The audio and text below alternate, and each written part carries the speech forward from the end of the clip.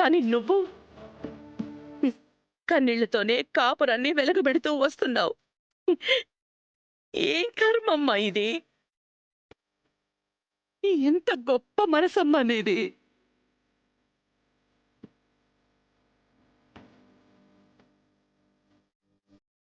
చూడు శరణ్య, ఇటువంటి విషయంలో తప్పు చేసింది కొడుకే అయినా మరి ఇంకెవరైనా బాధపడ్డం కాదు కదా. క్షమించను కూడా క్షమించను.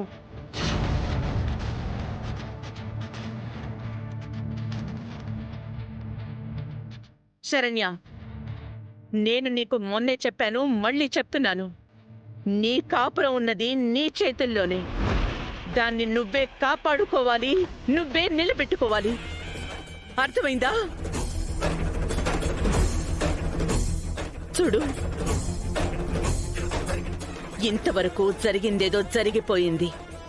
ఇక ముందు మాత్రం నువ్విలా ఉండొద్దు, ధైర్యంగా ఉండాలి.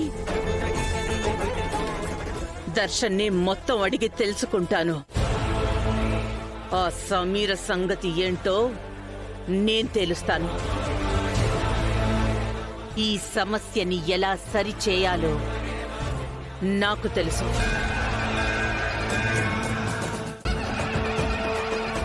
మేడం, పేషెంట్ ని డిశ్చార్జ్ చేయమని డాక్టర్ గారు చెప్పారు.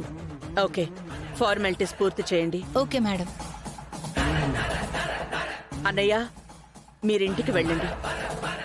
శరణ్య నాతో వస్తుంది. ఈ పరిస్థితుల్లో అమ్మాయి మా ఇంట్లోనే ఉంటే మంచిదేమో కదా వదిన గారు. శరణ్య ఇప్పుడు ఎక్కడుండాలో అక్కడుంటేనే ఈ కథకి సరైన సమాధానం దొరుకుతుంది. అంటే ఇప్పుడు మీరెక్కడికి వెళ్తున్నారమ్మా?